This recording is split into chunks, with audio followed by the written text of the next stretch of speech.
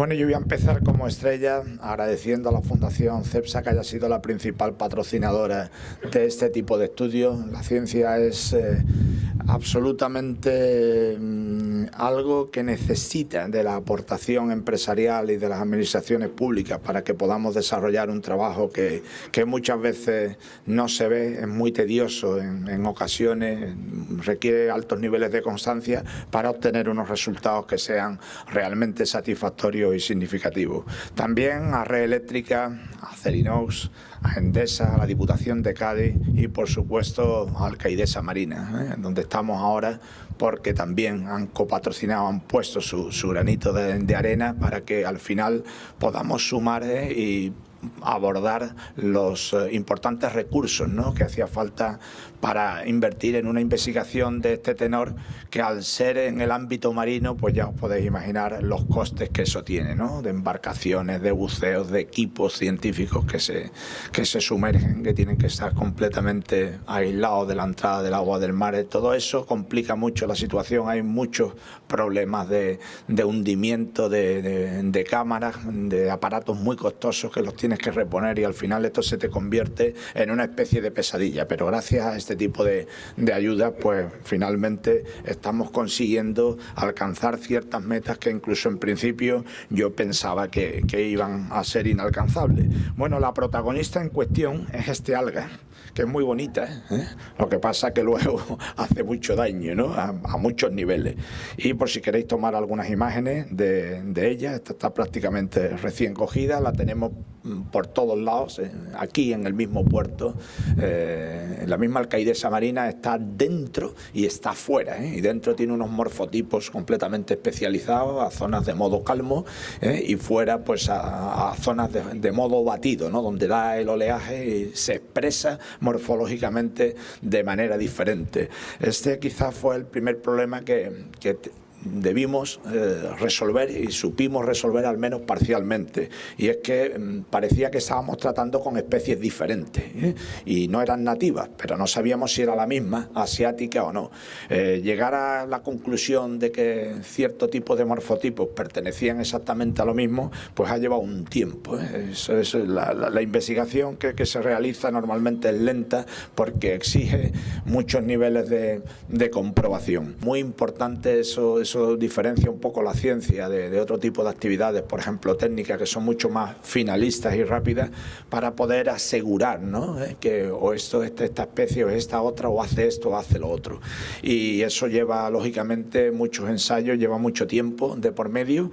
Y sí que os quería decir que hemos preparado un escrito para vosotros, una nota que os facilite luego la publicación, a la extensión o la divulgación de lo que aquí vamos a comentar de una manera muy sinóptica, porque yo quedaría más pendiente de las preguntas que me formuléis que lo que tenemos que decir, que es ahora mismo tanto en el sentido de que, por ejemplo, han salido ya 4 artículos científicos en revistas internacionales de primer nivel. Quien quiera acceder a ellos, yo se los facilito directamente para que vean los resultados, las conclusiones absolutamente medidas y la argumentación científica que se ha esgrimido y se ha llevado a cabo para poder decir lo que decimos. Bueno, esas 4 primeras aportaciones han sido ciertamente relevantes, y como sabéis de alguna intervención mía anterior, desde primera hora nosotros pusimos un énfasis importante, digamos, en conocer al enemigo, entre comillas, ¿no?, es decir, las fortalezas y las debilidades de una especie de origen asiático, una especie invasora que se vio venir desde primera hora, que era tal, pese a que transcurrieron 5 años, ¿no?, para que fuese declarada como invasora oficialmente. Eso dificultó también muchas actuaciones de gestión para poder arrancar con investigaciones que fueran realmente regladas e importantes en este sentido. Bien, pues como decía, nosotros hemos desarrollado desde prácticamente el principio de la detección de la especie en la zona del estrecho las primeras investigaciones. Esto fue en 2016. Ya teníamos una estación centinela de detección temprana de especies invasoras en la isla de Tarifa. Ahí saltó la liebre inmediatamente en 2016 en enclaves umbríos, donde de pronto, de no estar presente, acabó con ocupando el 80% de la superficie del fondo. fondo. En un año hizo así y arrasó, laminó y digamos, desplazó por completo la biota nativa, tanto de fauna fijada al fondo como de flora. Eso fue ciertamente sorprendente y altamente preocupante, porque era algo que no habíamos visto con anterioridad, ni siquiera en bioinvasiones protagonizadas en el mundo por otras especies similares. Bueno, luego hemos visto prácticamente que a nivel de ya 2019, 2020, remitió, bajó esa cobertura y parece que está un poco estabilizada. Y este año creo que ha bajado un poco más. Es importante que esto se sepa porque, como he dicho en otras ruedas de prensa, en el caso de las algas, pues el sistema reproductor que tienen, que es ambivalente, contempla una alternancia de reproducción sexual con asexual. La asexual es prácticamente microscópica y es como ponerle puertas al campo. Es importante que se sepa desde primera hora que era imposible atacar este tipo de situación por procedimientos mecánicos, por ejemplo, dragas de succión específicas y demás, porque eso es un tratamiento sumamente inespecífico y se iba a llevar por delante el resto de lo que quedaba de la biota nativa, de la nuestra, de la local, con lo cual se tenía que descartar cualquier actuación como esa. Existen algicidas maravillosos que laminan totalmente ese tipo de algas y otras que son microscópicas, pero son también inespecíficas, con lo cual no podíamos trabajar en esa dirección. Teníamos que buscar otras alternativas. Esas alternativas las buscamos en dos líneas diferentes. Una, primero viendo las fortalezas y las debilidades de la especie, que eso no es tan simple, eso había que verlo con mucho detenimiento y en determinado tipo de ambientes y además demostrarlo, ¿no? Y la segunda, dentro de la economía circular, viendo que no podíamos con el enemigo, ver cómo podemos reciclar esos arribazones, qué salidas útiles pueden tener en farmacología, en biomedicina, en la industria en general, etcétera, etcétera. Ahí abrimos las líneas de investigación en colaboración con otras universidades y centros de investigación, y ya os digo, las primeras aportaciones científicas claras, medidas que han salido, están en esos 4 artículos, que son un poco espesos, están en inglés, pero vienen las conclusiones perfectamente definidas. Algunas de ellas las relataremos, como es la capacidad que tiene la especie de desbordar y de desplazar a todo lo nativo, hasta el punto de haber quedado gran parte de los fondos del estrecho completamente alfombrados por esta especie, dando pues un tono absolutamente monocromático de los fondos, como si fuera un césped muy bonito, porque el alga es muy bonita, pero los que hemos buceado durante mucho tiempo, ahí hemos visto los cambios brutales que se han producido en el ecosistema. Bueno, en este sentido, yo sí tengo que destacar que hemos abierto un frente de participación activa de la sociedad en relación a este tema. Ahora mismo es un movimiento emergente a nivel internacional que se llama Citizen Science, ¿no? Ciencia ciudadana, y los científicos hemos aprendido también a desarrollar ciertas metodologías que hagan factible que este tipo de personas, que no tienen por qué ser profesionales de la ciencia, colaboren con los científicos y con la sociedad en la monitorización y el control ambiental de situaciones como esta. De hecho, una de las 4 publicaciones viene, y es de la que estoy más orgulloso, y vienen como coautores algunos ciudadanos de la calle que no son biólogos, no son científicos, ni siquiera universitarios, y se han volcado en el seguimiento ambiental de esta especie, y además han sido personas muy curiosas que tenían información de hace muchos años, videográfica y fotográfica, de los fondos donde habitualmente ellos buceaban. Eso ha sido determinante para evaluar con finura la situación del antes y el después de la invasión, porque el problema que ocurre o que sucede en el medio marino con bastante más frecuencia de la deseable es que cuando sucede un impacto de este calibre, si no sabemos lo que había en ese punto antes del impacto, no podemos dimensionar exactamente el alcance del mismo. Eso es evidente, ¿no? ¿Qué había aquí realmente? Esto ha desaparecido todo y está la alga invasora. Pues hemos hecho un esfuerzo muy importante en ese sentido, de ratón de laboratorio y de filmotecas y de videotecas, y todo, a través de personas distintas hemos localizado los sitios exactos a las mismas profundidades y hemos hecho el análisis de imagen adecuado que nos ha permitido dimensionar y caracterizar el impacto no solo paisajístico del fondo marino, marino, que son muy importantes, sino el impacto biológico a ciertos niveles que ya los científicos no podíamos alcanzar porque, como acabo de decir hace un momento, el antes no lo teníamos, ¿no? Y podíamos hacer alguna especulación al respecto, pero no llegar más allá.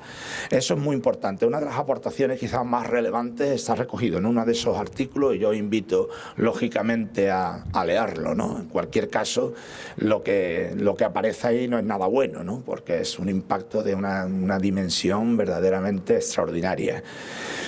Dicho esto, empezamos ya a conocer cómo se las gasta esta especie para expulsar a las locales. ¿Por qué hacemos esto? Porque es muy importante saber cómo esta especie va a actuar en el momento que salga del estrecho. De hecho, ya está en las Azores, los fondos de las Azores son aproximadamente iguales que los que tenemos aquí. Ya ha pasado de Lagos en Portugal y se está constituyendo en plaga, y en el Golfo de Marsella pues ya también es una plaga. Ahí estuvo hace mucho tiempo, en 2002 se descubrió por primera vez asociada a operaciones de acuicultura, de la ostra japonesa concretamente, pero estaba en forma latente porque los inviernos en esa zona del norte del Mediterráneo occidental son muy severos, pero se ve que ya con eso del calentamiento global o de los promedios térmicos de los últimos años, la especie ha acabado encontrando su sitio, y después de que ocurriera en el estrecho, allí ya en el Golfo de Marsella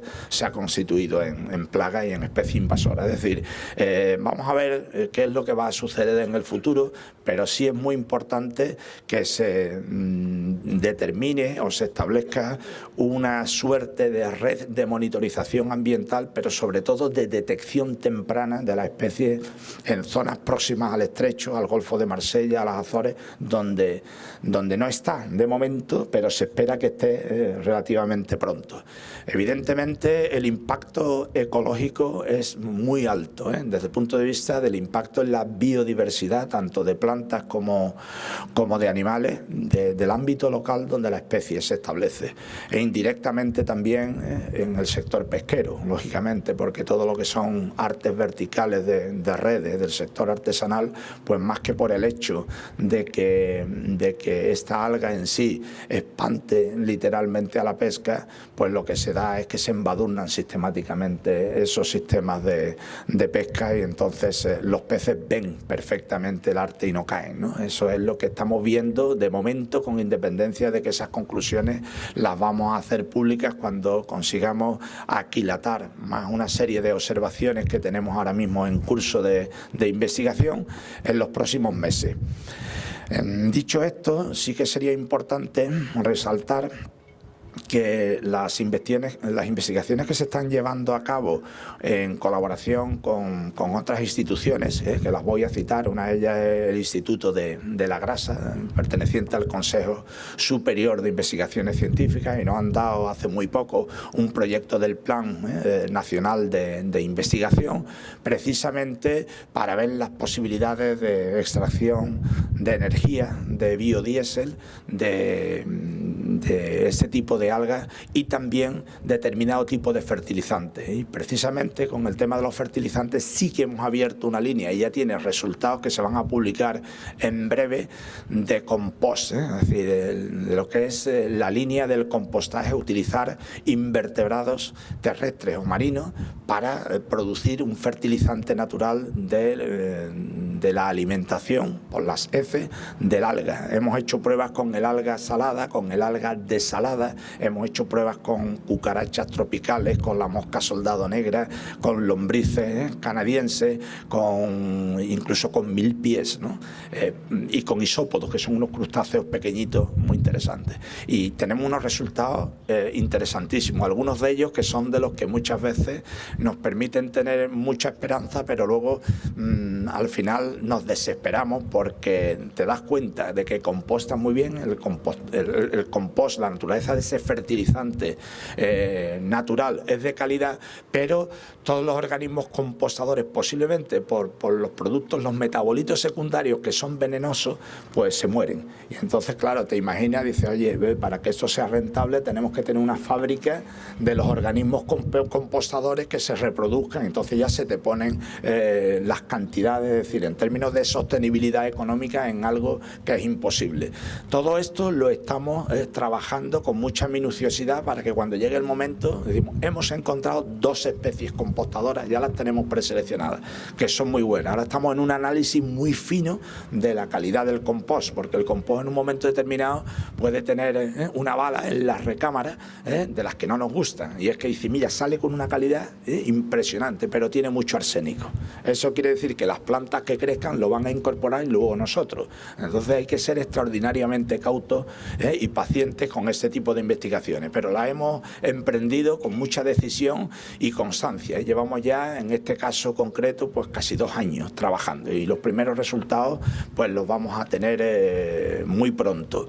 Luego, en la parte de farmacología y en biomedicina estamos en la misma dirección, con la Facultad de Ciencias del Mar y Medio Ambiente de Cádiz y con un departamento de la Facultad de Medicina, el departamento de Farmacología y Pediatría de la Facultad de Medicina. Se está trabajando con metabolitos secundarios para ver el potencial de poder generar una medicación encaminada concretamente al tratamiento de enfermedades neurodegenerativas, que son de las más importantes que ahora mismo hay y que la que más investigación mueve a nivel internacional en este sentido. Ya se han hecho unas pruebas preliminares con la citotoxicidad de este alga y se ha visto que puede ser un material extraordinariamente prometedor en este sentido, pero son investigaciones bastante recientes que todavía le queda un cierto